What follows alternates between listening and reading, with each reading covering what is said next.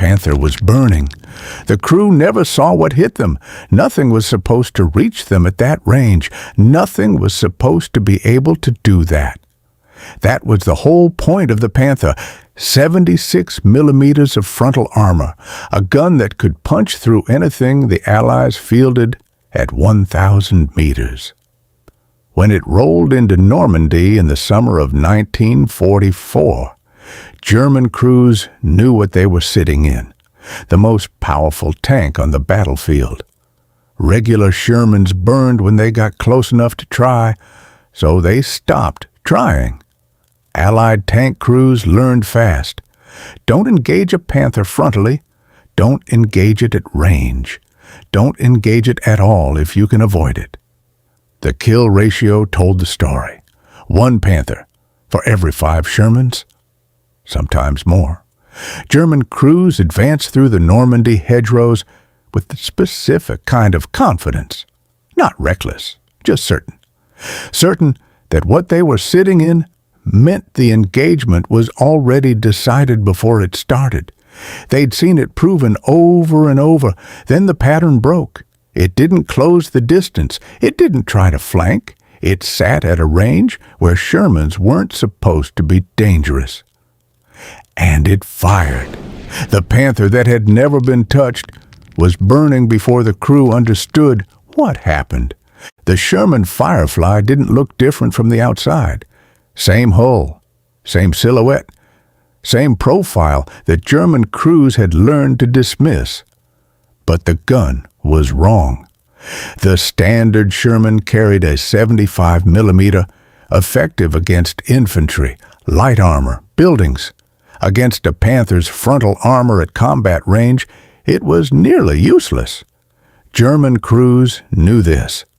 They'd watched Shermans try. The Firefly carried the 17-pounder, a gun so large the British had to redesign the turret just to fit it. A gun that fired a round fast enough and hard enough to punch through Panther armor at ranges the crews thought were safe. 1,000 meters, 1,200 meters. Further, the Germans didn't know it existed in numbers. Intelligence was incomplete. The first time Panther crews encountered accurate fire from a distance they couldn't explain. They didn't know what to look for. A column moves through hedgerow country, confident, spread but moving. The lead Panther crosses an open stretch. A shot comes from the tree line, far further than any Sherman should reach. The Panther stops. Smoke rises from the engine compartment. The column slows. Commanders scan the tree line. Nothing visible. Another shot. Second Panther hit. At a range they thought was safe.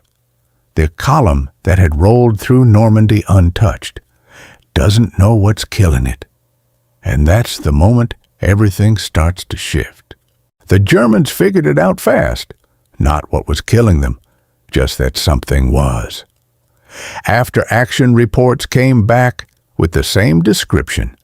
Accurate fire, long range, Sherman silhouette. Commanders read them and didn't believe it at first. Shermans didn't do this, but the burning Panthers said otherwise. The order came down quietly. Find the long-barreled Shermans. Kill them first.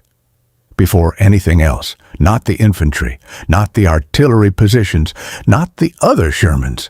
The ones with the long barrel. That order said everything. The tank that had rolled through Normandy, engaging targets at will, was now scanning tree lines before it moved. Commanders who had advanced openly now held position longer, checked angles, waited. A Panther crew spots a Sherman column moving through a tree line. Standard formation, standard Shermans. They scan for the long barrel. One vehicle near the rear, different. The Panther shifts position before engaging, not toward the target, away from it, finding cover first. That had never happened before. Panthers didn't find cover from Shermans. They just fired. Now they were moving like the hunted. The Firefly didn't win the war. It didn't end the Panther. It did something quieter than that. A Panther sitting hull down behind a ridge, waiting, is not the same weapon as a Panther advancing in the open. Same armor, same gun, different battlefield. Firefly crews learned to use this, move, fire, disappear into the hedgerows before the response came. Let the uncertainty do the work.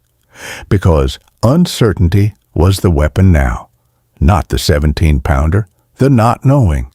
A German tank commander scans an open field before crossing, checks the far tree line, waits longer than he should.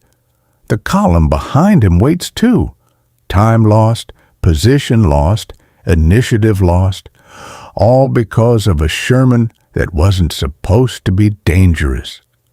The Panther was still the most powerful tank in Normandy on paper, but paper doesn't tell you where the Firefly is hiding. Doesn't tell you which Sherman has the long barrel. Doesn't tell you if that open field is safe to cross.